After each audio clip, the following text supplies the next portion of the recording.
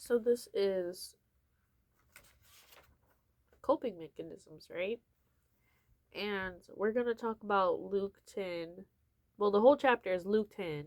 Chapter, yeah, Luke 10, verse 38 to 42. But specifically, we're going to talk about 40 through 42, right? So this is about Mary and Martha. And this was when, I'm pretty sure this was when Jesus was moving through the towns and he was about to be crucified, but I don't think they knew he was about to get crucified. But yeah.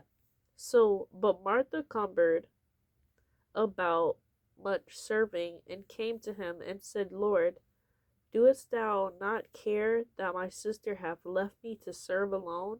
Bid her therefore that she help me. And Jesus answered and said unto her, Martha, Martha, thou art thou art careful and troubled about many things, but one thing is needful, and Mary hath chosen that good part which shall not be taken away from her. And I find this whole scripture so hilarious. Cause like first Martha is cumbered, which means distracted or overloaded with responsibilities, right? So she's like overwhelmed with doing a whole bunch of stuff, which is like serving Jesus and the disciples. And then she says to Jesus Christ, she says, "Can you tell my sister thou?" It says, "Thou not care." She says to the Lord, "Did thou not care that my sister has left me to serve alone?" And then basically tell her to help me. And it's like, you're telling Jesus. It's not funny, but it's funny. Because, like, think about it. Like, in our day to day life, imagine how many times we're just like, Jesus, please let this be good. Jesus, please fix this. Tell him to leave me alone. Tell her to leave me alone. Like, who are we to literally be looking at Jesus and be worried and distracted and overloaded to tell Jesus to do something when these people are already doing something? And then it says, and Jesus answered and said unto her, Martha, Martha, which by the way, I don't know if you guys watch the Brady Bunch, but like it reminds me of like Martha, Martha, Martha. Like Jesus was like Martha, Martha, because it has two commas. So I found that funny.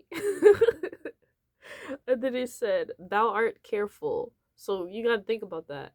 How many of us are careful and troubled about many things? I know that for years I have had terrible anxiety, and I would be very careful to make decisions, and it would take me sometimes a full day just to text people because I couldn't even think about what to say to text them because I had so much anxiety about just a text. And some of them weren't even like, yes, I would love a house, or yes, I would love to go out to ice cream.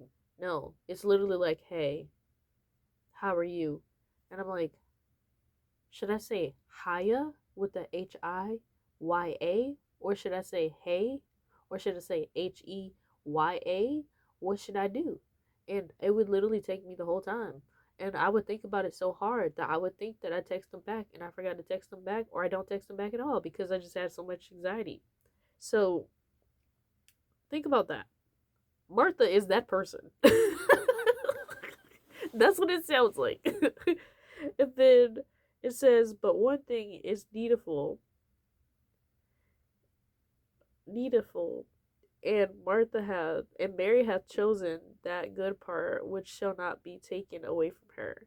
So he's literally saying, like, Mary is already doing what she's supposed to be doing, which is serving me. And you were telling this lady that she needs to be doing something else, and you're also like focusing on these details that are not leading up to the ultimate sacrifice of what God is doing in their lives and in his life, you know? We're so concentrated on stuff throughout our day that, at the end of the day is not going to make the largest difference that we put so much focus on. You know, for example, today I for lunch I ate frozen blackberries, and I was like, man, should I leave it in this freezer? Should I take it out? How would it taste if I took it out? I don't know, but I'm gonna leave it inside because I don't want to think that I unfreeze it and then I freeze it and then it's not good and then I'll be upset and then I'll be mad that I'm upset because I made that decision. So let me just keep it in the freezer, but nobody can know I put it in the freezer because I like this freezer but not the other freezer because this is my freezer because no one goes in here. So again, what did that matter to my day? Cause what? All I did was I let it sit in my bag after a while and I unfroze and then I just walked down the road and ate it. So what does that have to do with anything about what God is doing in my life? Not much. So, you know, we have to allow God to move and we have to like just not allow ourselves to get overloaded and distracted because ultimately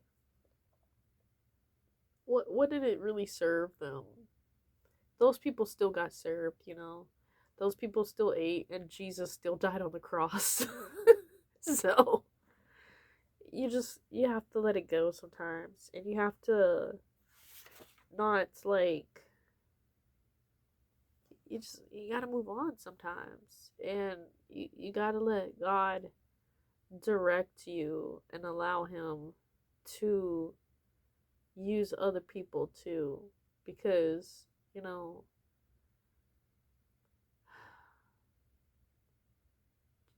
man she she was washing his feet, you know. She was taking time to do something for Christ while her sister was only focused on like the fleshly stuff, you know. And it showed a reverence for God,